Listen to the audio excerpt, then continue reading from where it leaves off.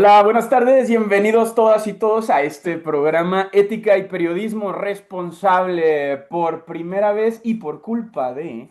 Estamos con el maestro Jesús Escobar Tobar presentando esta serie de cápsulas en donde la pretensión es presentarles con la comunidad periodística que yo he tenido la fortuna de conocer durante mi carrera y hablar respecto a las prácticas éticas del periodismo. En ese sentido, pues te quiero agradecer mucho, Jesús, porque pues básicamente este canal es idea tuya. Entonces, pues aquí estamos, querido. ¿Cómo te encuentras? Platícanos. Bien, bien, todo bien. Muy honrado de que me invites, a tu espacio, que me invites a tu canal. Sé que te va a ir muy bien. Sé que vas a pegarle en grande, que vas a romperla completamente. Eres una persona muy trabajadora, muy honesta, muy leal y la verdad mereces que te vaya bien. Así que estoy completamente seguro que va a ser un trancazo y de verdad me siento honrado que me hayas invitado, querido amigo. Pero aquí andamos. No sé qué tanto pueda yo aportar, pero pero pues aquí estamos, güey. Bueno, pues aquí andamos. A veces no sabemos qué estamos haciendo, pero lo estamos haciendo con muchas ganas. Querida audiencia, yo sé que Jesús Escobar Tobar no necesita presentación, pero es un periodista al que admiro mucho, es un gran Gracias. amigo y además un gran impulsor de nuevas voces del periodismo. Y en ese sentido me parece muy relevante que nos cuentes, Jesús, con tu larga trayectoria en este mundo tan complicado que es el periodismo, ¿cuáles fueron tus primeros acercamientos con la idea de la práctica ética dentro del periodismo? Es decir, ¿lo hablaste en la calle, con tus amigos periodistas? ¿Lo viste en la escuela? Porque nosotros somos de generaciones diferentes y aunque Ujú. estudiamos carreras similares, evidentemente los planes de estudios no eran los mismos. Y me gustaría que este diálogo también fuera con gente que en un futuro quiere ser periodista. No sé si es una buena o mala idea, pero démosles herramientas a los colegas. Mira, yo te podría decir que la primera impresión o el primer contacto, la primera definición con la que define o denomina ética periodística, pues lo tuve precisamente ya en la universidad, ya cuando defines precisamente la carrera que vas a seguir. Y sobre todo con maestros, con periodistas, quienes de una forma u otra daban señalamientos muy puntuales. Yo recuerdo mucho en un curso, fíjate, en un curso que tomé de crónica periodística con el maestro Avilés, precisamente a quien tú ubicas perfectamente, que en paz descanse, Jaime Avilés, que él me Jaime. dijo algo muy interesante. Me dijo, el periodismo te da para vivir, pero depende cómo quieras vivir. Si tú quieres vivir con un coche muy lujoso, pues no vas a ser un buen periodista. Si quieres vivir con una casa enorme, pues no vas a ser un buen periodista. Pero puedes tener tu coche y puedes tener tu casa, pero de una forma en donde no son grandes lujos, no son grandes riquezas, porque eso marca precisamente que se te olvidó ya el periodismo. Sobre todo, también en algún momento, el maestro Luis Astorga, leí en alguna ocasión que decía algo muy cierto en el sentido de que el periodismo tiene límites muy claros en el cual la principal ética tiene que ver directamente con estar del lado de las víctimas y hacer un periodismo es hacer un periodismo de justicia social, porque el periodismo va vinculado directamente con ello. Y entonces la ética se maneja dentro de esos marcos. Ya cuando dejas de hacer un periodismo con ese tipo de visión, ya cuando te empiezas a poner del lado del victimario y no de la víctima, ya cuando tu periodismo se convierte en una mercancía y pierde su esencia de denuncia, de crítica, de cuestionamiento al poder real, a los poderes como tal, pues en ese momento tienes que preguntarte qué tan ético estás siendo. Ya cuando de repente piensas que el periodismo es más relaciones públicas o más una forma de conseguir un bienestar socioeconómico que un bienestar personal, no en el aspecto individual o egoísta, sino personal en el aspecto de la aportación a la sociedad, pues en ese momento me parece que ya tienes un problema serio de falta de ética. Entonces, por ahí comenzó, querido amigo, por ahí comenzó escuchando este tipo de maestros, leyendo este tipo de personajes, quienes de una forma u otra planteaban las ideas muy claras sobre cuáles eran los límites precisamente al ejercer el periodismo y en qué momento esa ética tenía que estar presente al momento de difundir una nota, al momento de generar algún tipo de información, ¿no? Conforme ha avanzado el tiempo, imagino que así es, me gustaría que nos compartieras cuál es tu idea del periodismo ético, porque Con lo que me comentas, yo creo que la audiencia podría llegar a la conclusión de que no hay periodistas ricos que además sean éticos. Pero para ir un poco más a fondo, ¿qué es para ti la ética y cómo se aplica en el periodismo? Mira, en ese sentido de no hay periodistas ricos y periodistas honestos, yo estoy convencido de eso. A lo mejor puede resultar em, muy rotundo, pero, Determinista. pero hay que entender qué es la riqueza. O sea, cuando tú hablas de riqueza, hablas de que tienes yates. O sea, perdón, ningún periodista le alcanza para un yate. Y no porque ya después, si quieres, hablamos de lo mal pagada que está la carrera. Pero aún así, el salario promedio de un periodista, los ingresos que tú puedes tener, por muy buenos que estos sean, por mucho que llegues a direcciones de medios y alcances salarios de más de 100,000 pesos, no te da para comprar un yate. A esa riqueza me refiero. Tú cuando un periodista tiene un yate, cuando un periodista tiene tres departamentos, uno en Miami, otro en Los Ángeles, otro en Polanco, perdón, o sea, pero ahí ya caemos precisamente en algo que ya trascendió, sobre todo porque me ha tocado ver, querido, a través de todos estos años, a esos periodistas que viven en Reforma, ¿no? Esos periodistas que tienen departamentos enormes, que ganan cantidades muy importantes, que son, no voy a decir obviamente sus nombres ni mucho menos, pero que son cantidades que realmente se vuelven obscenas, sobre todo si luego uno piensa cuánto gana un reportero, una reportera, un redactor, una redactora. Sé que habrá quien me diga es que son los que venden. Sí, sí, sí, pero no, aquí en este punto es demasiada la distancia, la diferencia, y eso se debe a que esos comunicadores que aparecen en esos medios de comunicación, que reitero, no lo digo por una cuestión ética en cuestión del salario que estoy diciendo, este, es porque ya no están diciendo noticias, es porque ya están fungiendo, y me consta, ya están fungiendo como publirelacionistas, cuando ya están vendiendo entrevistas a cantidades de verdad que sorprendería a la gente. A mí me lo dijeron, no me lo contaron. A mí periodistas se acercaron, me dijeron, yo cobro tanto por una mesa de debate, y si invito a tantos presidentes municipales, a tantos gobernadores, a tantos senadores, yo cobro tanto.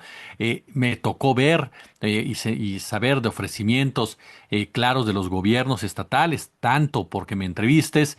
Entonces, ya trasciende, ya no estás haciendo periodismo, ya vendiste tu pluma y eso te trae consigo grandes cantidades de dinero que te permiten después entrar a otras arenas, a otro tipo de inversiones, en los cuales, por supuesto, pues ya tienes otra dinámica. Por supuesto, habrá quien me diga con justa razón, bueno, tú ganas tanta cantidad, puedes invertirlo acá y saber invertirlo y vas a generarlo. Estoy de acuerdo, pero aún así sí hay una distancia y una forma. Una cosa es cómo va procediendo esa riqueza, que cuando llega de golpe, cuando de repente ya tienes un nombre y al ratito ya tienes una cantidad de propiedades por todos lados, ya cenas los tacos ya no en las de canasta, sino ya te vas a restaurantes de lujo, o sea, ya tienes otra dinámica de vida que no va de acorde a lo que es el día a día del periodista como tal.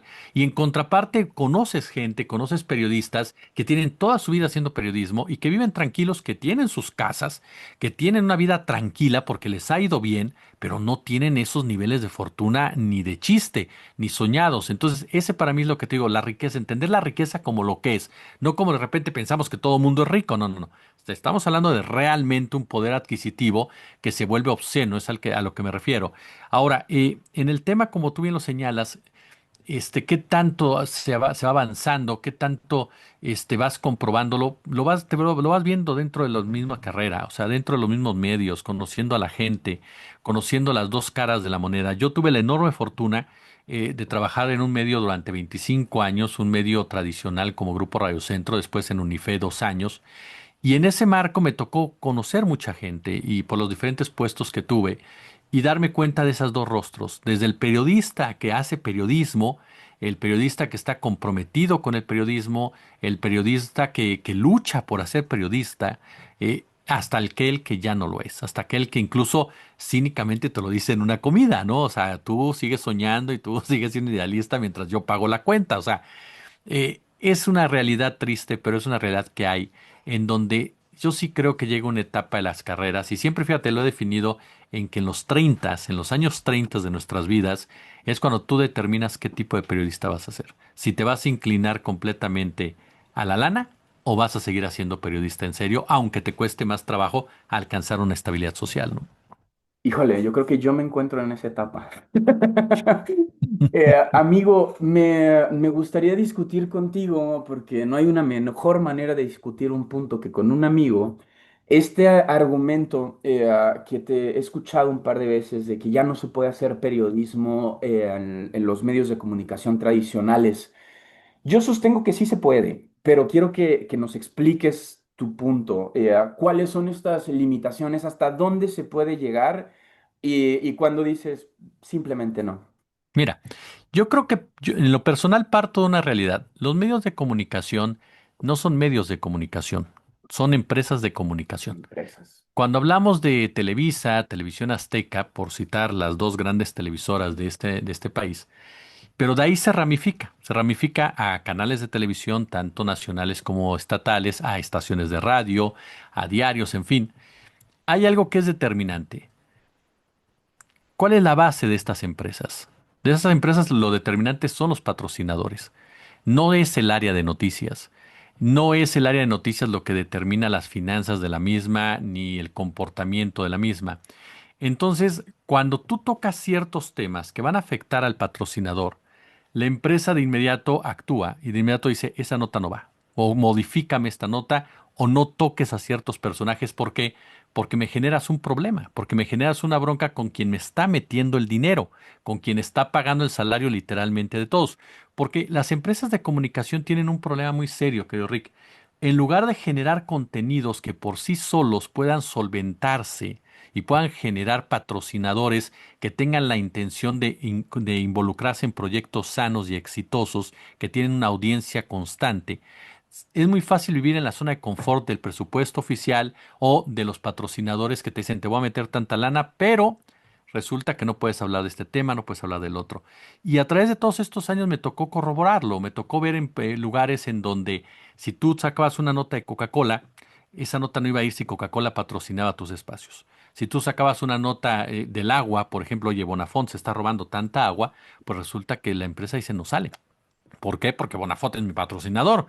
Entonces yo creo que es por la misma lógica de las empresas. O sea, las empresas nunca han visto al periodismo como parte esencial de sus dinámicas. Ellos ven a los espectáculos, al entretenimiento, a las telenovelas, a los deportes. El área de noticias se vuelve un área de relaciones públicas, un área en donde, ojo con lo que te digo, yo no creo que la gente que esté dentro de esas áreas sea gente corrupta. Estoy hablando de las empresas como líneas editoriales.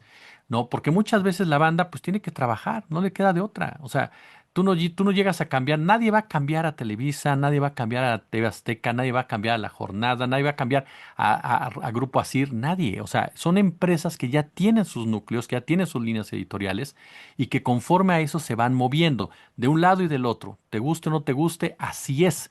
Entonces, por eso yo siempre saco a la banda de ahí, siempre hablo de que cuidado con involucrar al reportero, a la reportera, a los redactores, porque ellos forman una base que no tiene ese poder de decisión. Entonces, aclarado esto, para mí, por ejemplo, parte de ahí. ¿Qué es lo que quiere un dueño, por ejemplo? ¿Qué es lo que quiere el presidente de una de estas empresas?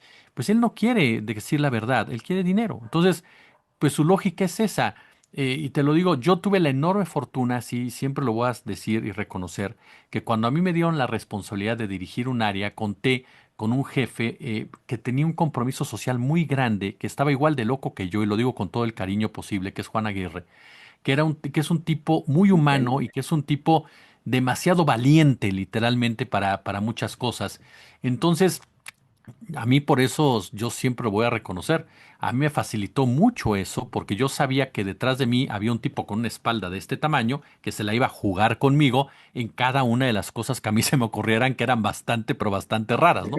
Entonces, hablando del periodismo normal, a tal grado te cuento, te confieso a ti y a tu audiencia, que en una charla, ¿no? En una comida que nos llevaron a los directores editoriales y demás, hubo dos directores editoriales, que obviamente no tampoco voy a comentar quiénes son porque son charlas privadas, eh, que me decían, que me dijeron, tú estás loco, estás haciendo cosas que no se valen en los medios tradicionales, Jesús.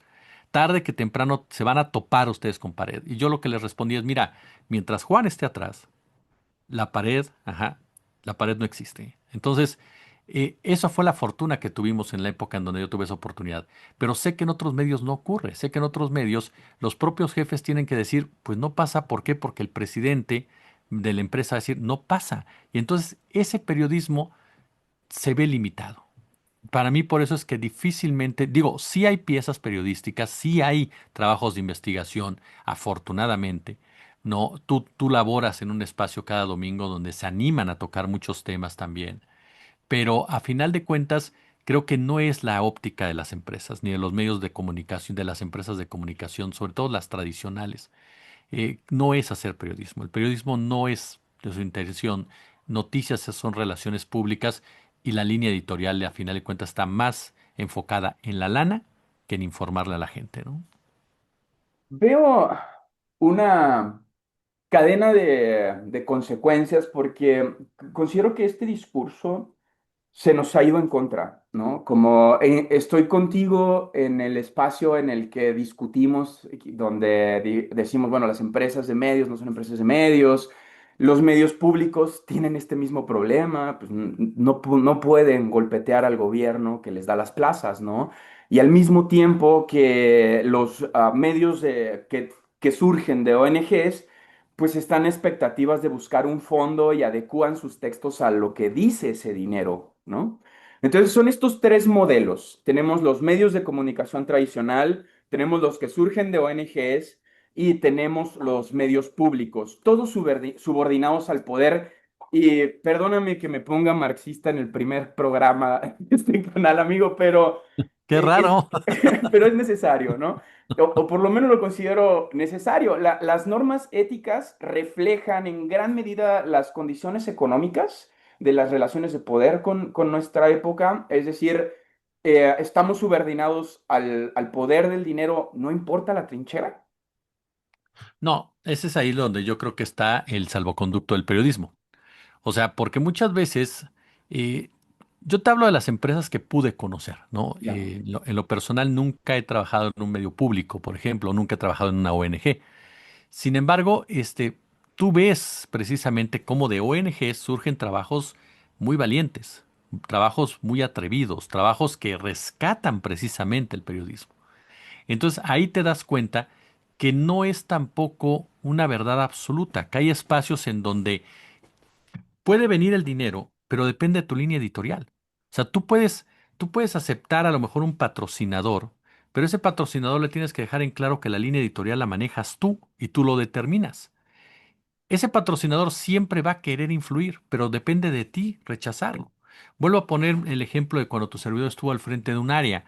Por supuesto que yo recibí presiones todos los días. No había día que no recibiera Hasta por presiones. mi culpa. No, de todo mundo. O sea, tal nota no sale, ¿no? O tal nota esto. Y yo decía, claro que sale. O sea, a final de cuentas, depende qué tanto permitas tú que ese dinero se involucre en tu trabajo, ¿no? Y es ahí donde me parece que el periodismo, no es mi afán dar consejos, porque no me siento con la autoridad de dar consejos a nadie, pero sí creo que ese colectivismo periodístico es el que tiene que existir siempre desde las direcciones de noticias hacia abajo, que el director o directora de noticias entienda que o ella son parte del núcleo del trabajador, no parte de la élite de la empresa. Cuando el director o directora de editorial o de noticias de algún medio, de alguna empresa de comunicación, se siente ya parte del consejo de administración y no parte de la base laboral, en ese momento se pierde la brújula. En ese momento tú como director comienzas a justificar lo injustificable y comienzas a tratar de desviar y a mentirle a tus propios compañeros. Entonces, yo creo que eso es básico. ¿Y para qué? Para que pueda fluir todo eso. Y creo que la misma realidad lo demuestra, querido. O sea, hay trabajos muy espectaculares, muy profundos, que a mí me han servido de referencia brutal para aprender, para seguir creciendo, que parten de ONGs, que parten de medios, que parten de lugares en donde tú sabes que sí hay cierto financiamiento o que sí hay ciertos grupos que han entrado, pero algo hay también al interior de esos grupos que forma una capa que permite que salgan esos trabajos. Entonces, a mí me parece que todo está en ese equilibrio. No es blanco-negro, es el equilibrio que tú pones desde la toma de decisiones informativas de qué tanto la lana se va a meter en tu línea editorial y qué tanto estás tú dispuesto o dispuesta como jefe de área a defender la independencia de tus compañeros, ¿no? El objetivo de este canal es mostrarle a la audiencia que el periodismo existe y coexiste a pesar de las Pesado. adversidades. Y en ese sentido, evidentemente, sin ponerte en ningún predicamento y que nos cuentes solo lo que quieras contarnos, me gustaría saber cuál fue tu principal reto periodístico durante tu carrera y cómo lo afrontaste, cuál fue la solución que le diste. Mira, mi principal reto hablando de periodismo Ujú. como tal, fue precisamente resistir muchos cañonazos de dinero. A través de toda mi carrera, por diferentes razones, en mayor o menor medida, siempre fui muy rebelde y siempre tuve la fortuna, ¿no?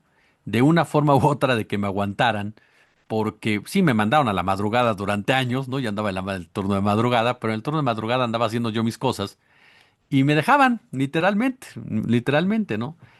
Tuve esa enorme fortuna que diferentes personajes pues me tuvieran esa, vamos a llamarlo así, paciencia, ¿no? Esperando que algún día yo cambiara, ¿no? Y me volviera igual que ellos, yo creo, ¿no? Pero, pero, pero aguantar las tentaciones no es fácil, no es sencillo porque sí llegan ofertas muy lucrativas, sí llegan ofertas muy seductoras, sí llegan espacios, lugares, es muy cómodo, es muy agradable, es muy bello, digámoslo así, entre comillas, porque ahí entramos también a la definición o conceptual de la belleza, pero de repente tener facilidad para todo, de repente no estarte tronando los dedos, de repente no estarte preocupando por nada, de repente tener la capacidad de pues irte a donde tú quieras, a la hora que tú quieras, comprarte lo que quieras sin estar midiéndote los centavos y no estar viendo cuánto cuesta cada cosa. Sin duda, eso es algo muy atractivo, pero ¿a costa de qué? ¿A costa de qué? Entonces, si tú me preguntas cuál sería ese reto, profesionalmente fue ese, porque no fueron una, fueron varias ocasiones. Hoy por hoy, en el mismo canal de YouTube donde me haces el enorme honor de participar, hemos recibido muchas veces ofertas, hemos recibido muchos acercamientos privados, políticos, Me consta. que nos ponen sobre la mesa, ¿no? Cantidades importantes, nos han ofrecido comprar el canal, nos han ofrecido asociarse al canal, y no lo hemos querido hacer nunca, no por sentirnos diferentes o sentirnos importantes, no, no va por ahí, simplemente porque no creemos en eso. Entonces, y eso viene desde que yo comencé en todo ello. Yo siempre dije y perdón la expresión, no voy a utilizar la palabra que utilizo regularmente porque te desmonetizan, pero siempre he dicho que mis idioteces las digo porque quiero decirlas. A lo mejor, pues sí, soy muy idiota, pero pues son mías, ¿no? Siempre he pensado eso. Entonces, siempre me he tratado de manejar bajo ese argumento. No ha sido fácil, por supuesto.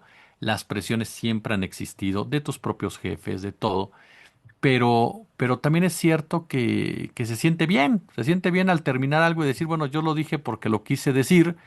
Y sí, yo he cometido muchos errores en mi carrera, en la vida personal, pero por lo menos lo poquito bueno que tengo en esta carrera, lo poquitito, tal vez lo único bueno que tengo en esta carrera, es que pues nadie puede decirme que recibo dinero de nadie, ¿no? Entonces, y sí, no ha sido sencillo porque, insisto, no es que te lleguen y te digan, órale, ahí están, no.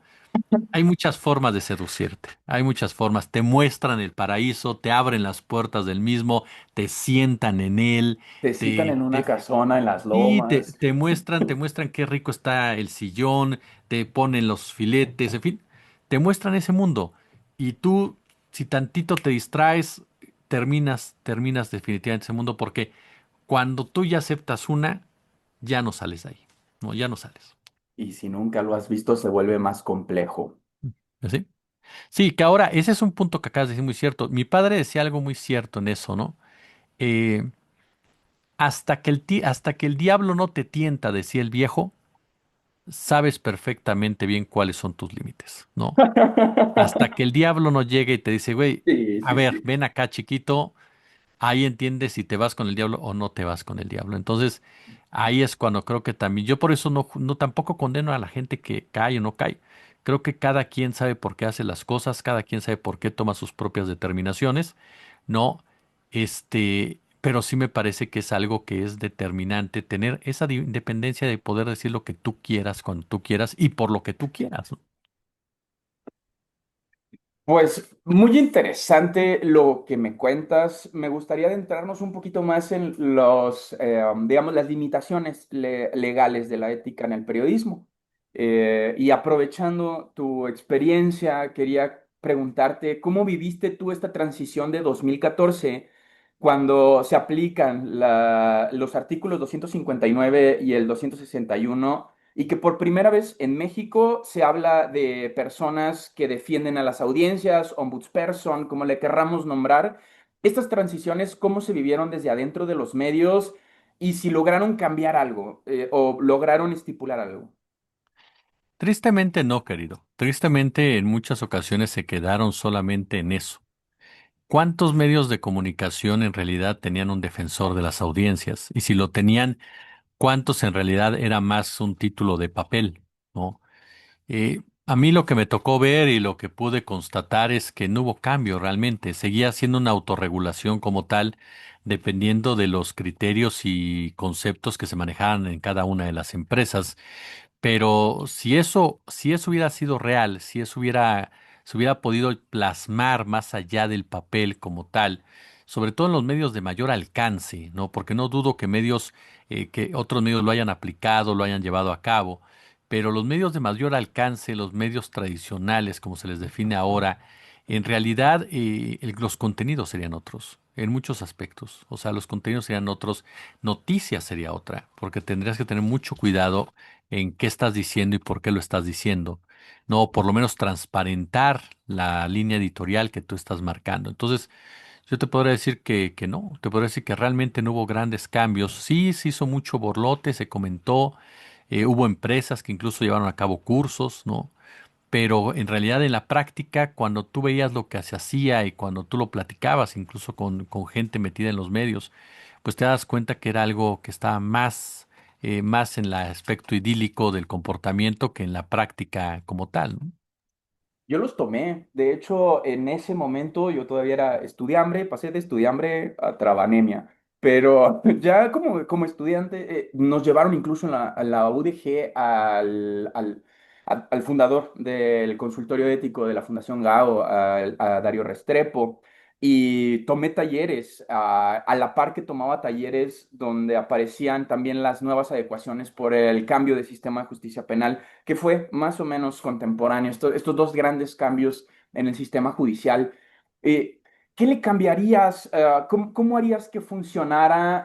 Porque tuve esta discusión con un abogado que conoces, con Federico Anaya, Mm. sobre cómo se regulan los medios. Yo sigo sosteniendo que los medios nos regulamos entre nosotros y por eso para mí son tan relevantes estos esfuerzos como el de la Fundación Gabo, a quienes les mandamos un gran saludo, por supuesto, el JPS, es decir, hay muchos esfuerzos en el continente de periodismo ético, pero a mí me confunde el por qué en México no logró consolidarse esta idea, porque tenemos estos ejemplos, ¿no? En Colombia, tenemos ejemplos en Argentina, tenemos ejemplos en Estados Unidos, en Canadá, pero en México ninguna institución o universidad optó por la regulación entre colegas o la regulación, yo le llamo regulación colegiada, ¿no? Porque somos colegas juzgando el trabajo de otros colegas sin meternos en planos personales.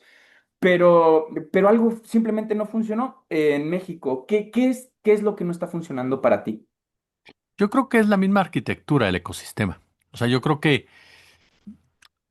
es la falta de motivaciones. Es decir, a una empresa de comunicación, ¿por qué le va a motivar regularse de una forma en donde hay un respeto a la audiencia si nunca ha creído en el respeto a la audiencia? Si nunca ha pensado que eso es su prioridad, si su prioridad ha sido engañar a la audiencia, si su prioridad es presentarte una realidad muchas veces deformada para tus propios intereses. Tú como dueño de un medio de comunicación o de una empresa de comunicación o presidente de un consejo de administración, ¿qué tipo de motivación tienes para cumplirlo? Eso parte mucho de ser tú mismo ético, de entender tú la ética como una forma de comportamiento, una forma de pensar, una forma de integral. Y creo que ese es el gran problema, querido. ¿Cuántos dueños de medios de comunicación y de ahí para abajo permeando, cuánta gente ética hay?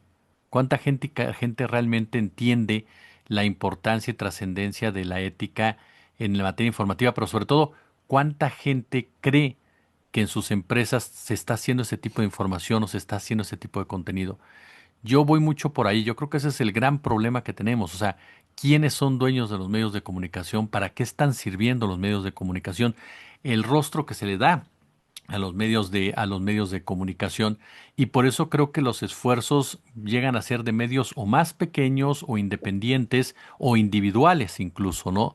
Y es ahí donde se va formando poco a poco. Cuando tú en un grupo de repente juntas 6, 7, 8 periodistas éticos, y quienes de una forma u otra se comportan de la manera que los va rigiendo el respeto a las audiencias, el concepto de la audiencia como tal, como la parte angular de todo ello, de nuestra propia generación de contenido, es cuando empiezas a ver ese concepto.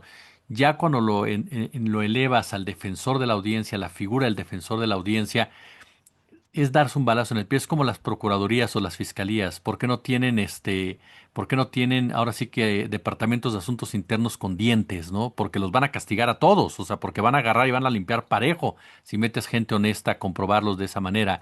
Entonces, yo creo que va mucho por ahí, que es el problema está en el arquetipo de los medios, quiénes tienen el control de los medios y para qué han servido los medios en realidad, que no ha sido para su labor más noble, ¿no? Que es informar a la gente, que es educar a la gente, que es involucrar a la gente.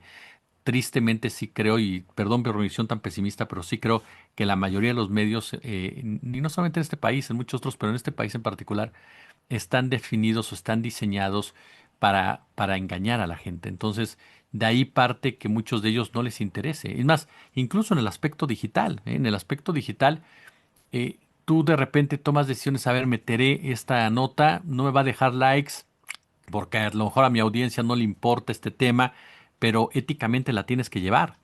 ¿Por qué? Porque marca el canal. Y hay quienes te van a decir, no, ¿por qué? Porque si yo meto esa nota me va a bajar el número de vistas y YouTube me castiga, ¿no? El alcance. Entonces yo nada más meto lo que sé que va a vender. Y ahí es también donde tienes que pensar en tu audiencia, en donde decir, a ver, a mi audiencia le tengo que presentar rigurosidad y honestidad intelectual. Entonces, parte más de esos esfuerzos individuales, tristemente porque yo sí creo que se tiene que fortalecer 100% la figura del defensor de las audiencias en los medios de comunicación. Creo que sería un avance fundamental en muchos aspectos, fundamental, para empezar a tener los medios que merece la sociedad, ¿no? Yo quería ser defensor de las audiencias, pero luego vi que no sirven para nada y mejor me quedé reporteando, amigo. Cuéntame un poquito, esta transición, te tocaron dos transiciones bien importantes para este tema. La transición primero de medios de comunicación que no tenían ningún tipo de regulación, porque acabábamos de pasar la transición de la cooptación de los canales de telecomunicaciones y el papel periódico. Y entonces tuvimos un periodo, digamos, de autoceguera, ¿no? En México, en los medios de comunicación. Nadie cuestionaba los medios porque los medios eran sobrevivientes de un gobierno opresor. Y después de eso, aparecen las medidas regulatorias y tenemos otro gran cambio en el ecosistema de medios, que es la aparición de los medios digitales.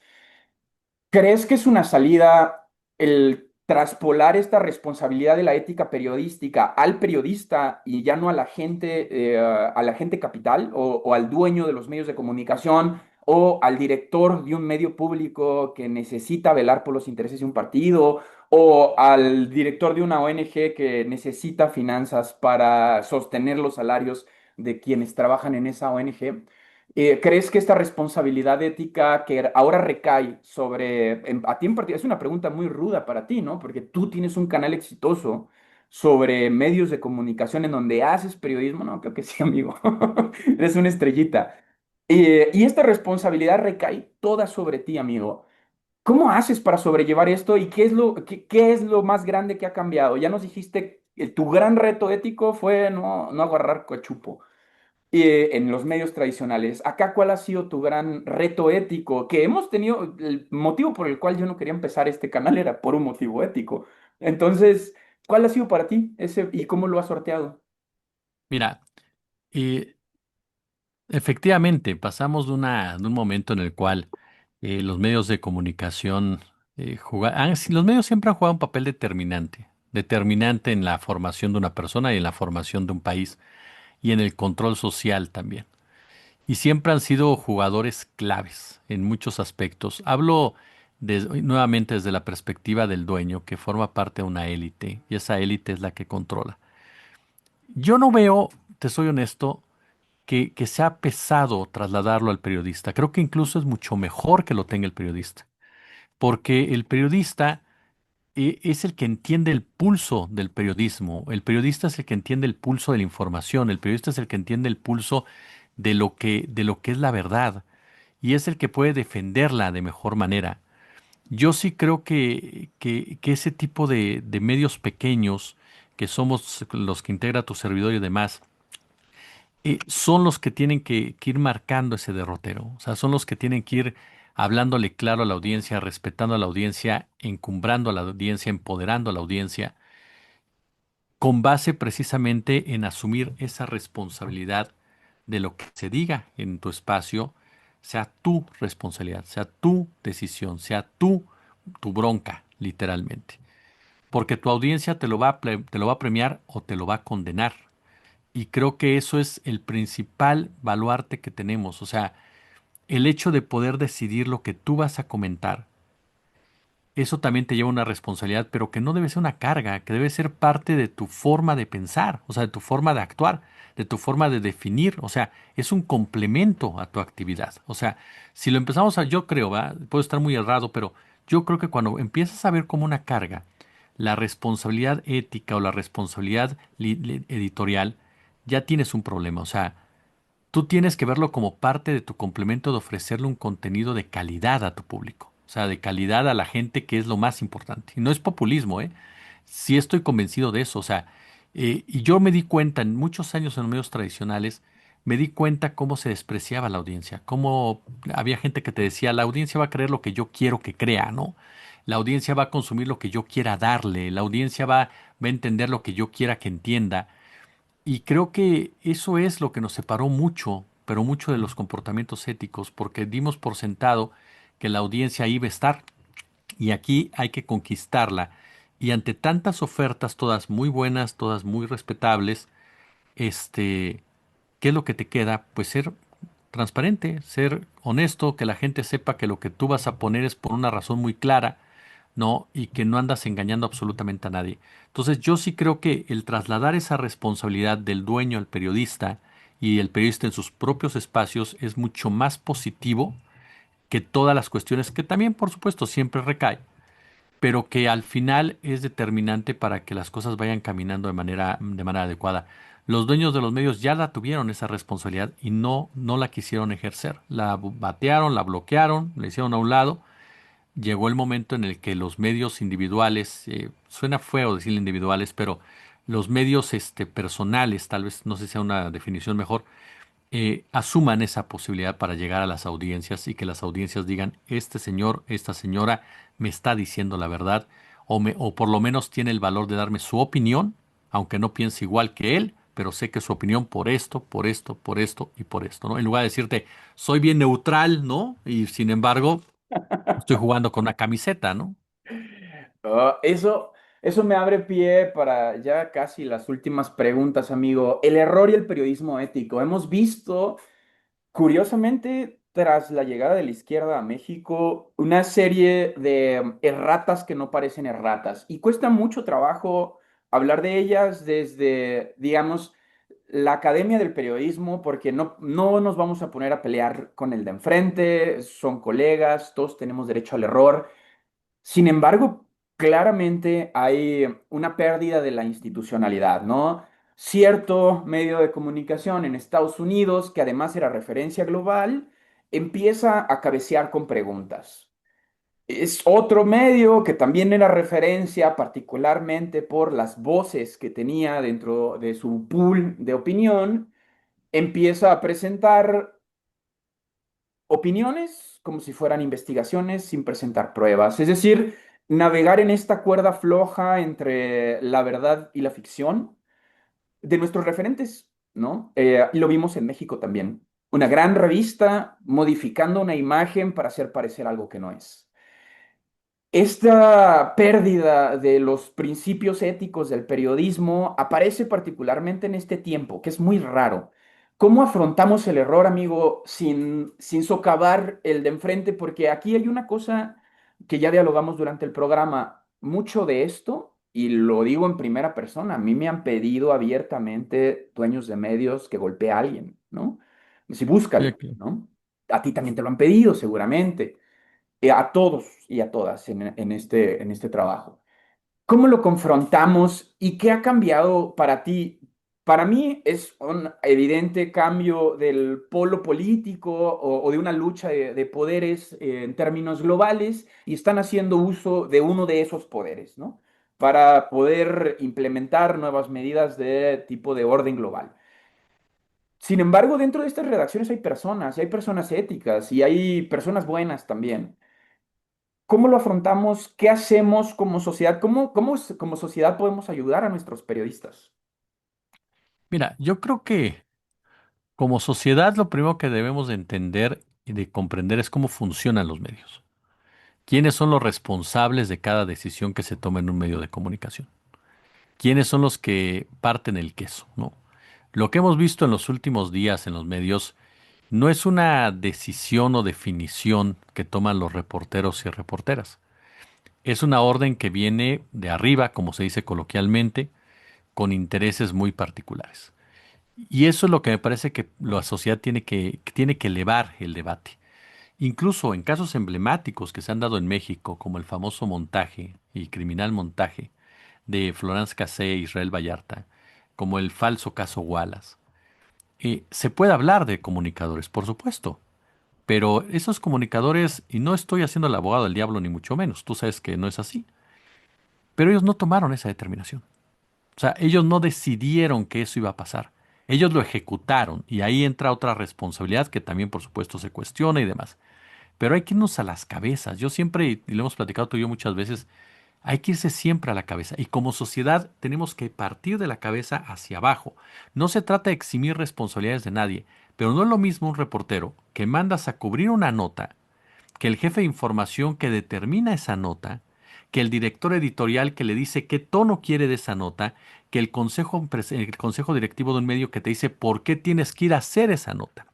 Entonces, y el dueño que te pide, literal, que esa nota exista. Entonces, no es lo mismo cada responsabilidad. No se trata, insisto, de eximir ni disculpar a nadie, pero sí se trata de señalar a quienes son los responsables reales, porque tú puedes quitar a todos los comunicadores, ¿eh? Puedes quitar el rostro del comunicador que presentó ese montaje y poner a otro y se iba a llevar a cabo ese montaje.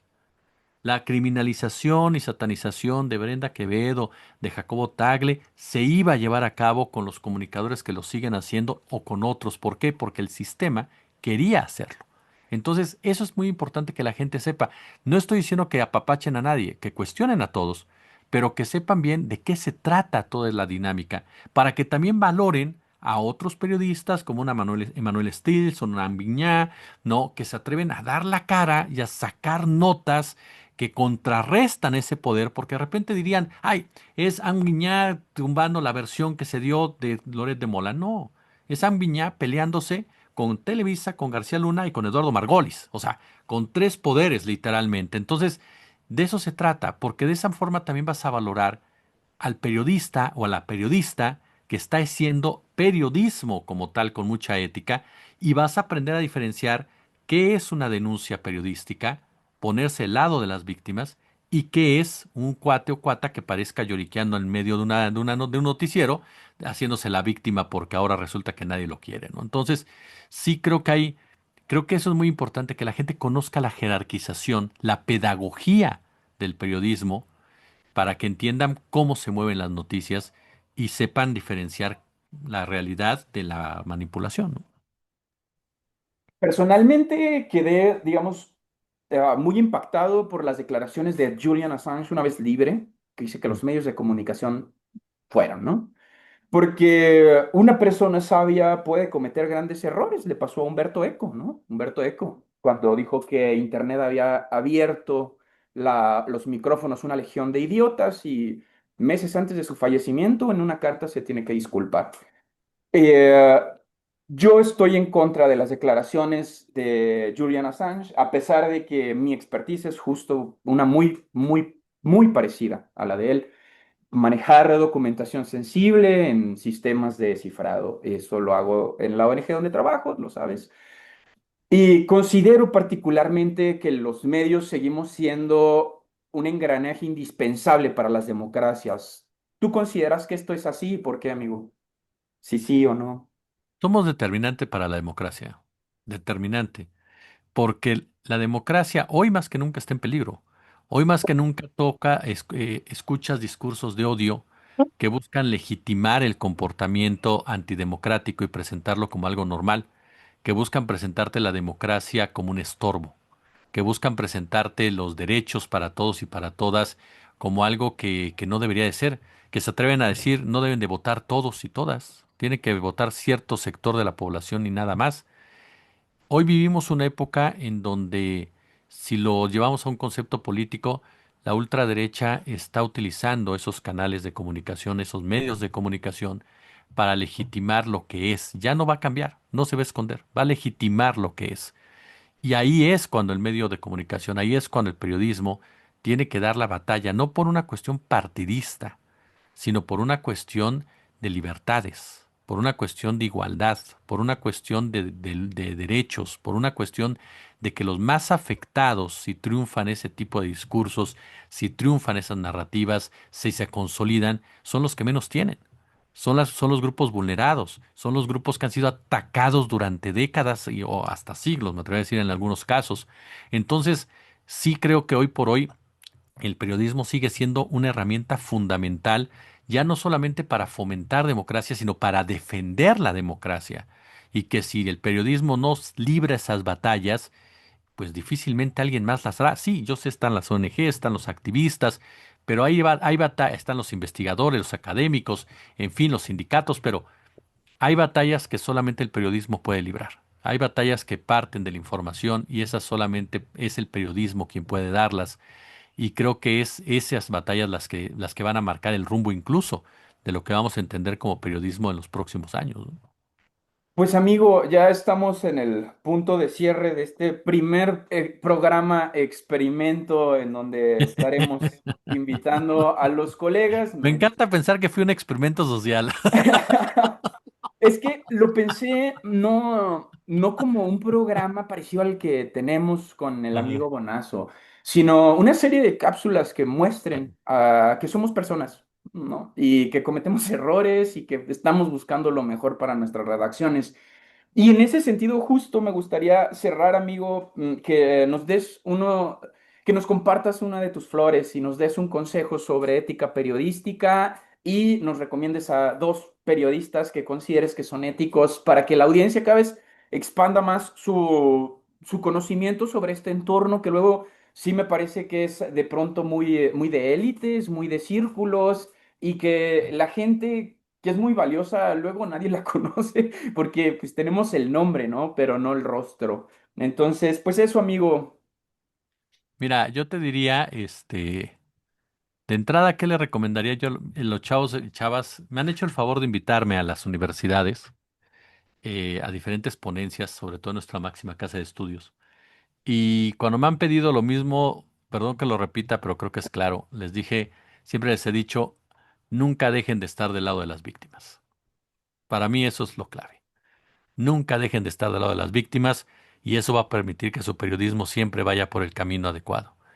¿Y qué periodistas? No acabaría, tal vez, porque afortunadamente, bueno, te tengo obviamente a ti como referencia, tengo a mucha gente que creo que vale la pena, pero para que no se quede en una flor hacia el titular del programa, yo admiro a dos personas en materia periodística que afortunadamente también colaboran en el canal de tu servidor y que creo que hacen un gran periodismo, la verdad de las cosas, porque hablo del terreno profesional y es a donde me estoy centrando.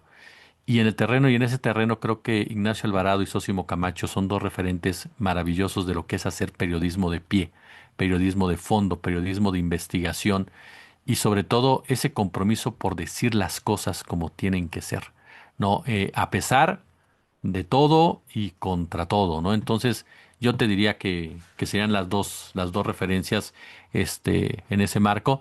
Si me dices que se valen las flores, por supuesto, amigo, que te pondría a ti en primer lugar. Pero si me salgo de No es ahí, sí te necesario. diría que Sosimo y Nacho son dos grandes referentes, ¿no? Pues acabas de abrir la puerta para el próximo capítulo, amigo. Fíjate que Ignacio me dio muchas grandes lecciones sobre ética también y una de ellas fue muy curiosa porque estábamos investigando unos grupos de la delincuencia organizada en Sinaloa y yo le dije, porque lo acababan de invitar a dar una conferencia y no quiso ir y me dijo, no, estaban los balazos muy duros y me dijo, no, porque a mí no me sirve que me reconozcan en la calle, estoy en riesgo. Claro. Y eso particularmente lo hacía luego confrontarse con su casa editorial, ¿no? Que lo obligaba a ir y él, no, no, no, no, no. Y fue una decisión muy ruda, pero él tuvo que renunciar a un trabajo por estar en un momento de alta violencia. Y a Sósimo también lo admiro mucho, tiene una capacidad intelectual muy envidiable. Querido amigo, de mi parte es todo agradecerte tu tiempo, tus consejos, evidentemente tus flores, que nunca serán necesarias porque yo sé lo que piensas de mí, amigo querido. Te mando un gran abrazo, querida audiencia. Esto fue Ética y Periodismo Responsable con Ricardo Valderas y el querido amigo Jesús Escobar Tobar. Gracias por estar con nosotros como padrino. Esperemos que nos vaya bien en esta serie de cápsulas. Un gran abrazo, amigo. No, hombre, gracias a ti, querido, gracias a toda tu audiencia. Estoy completamente seguro que te va a ir bien y todavía debes las cervezas para festejar el arranque de este.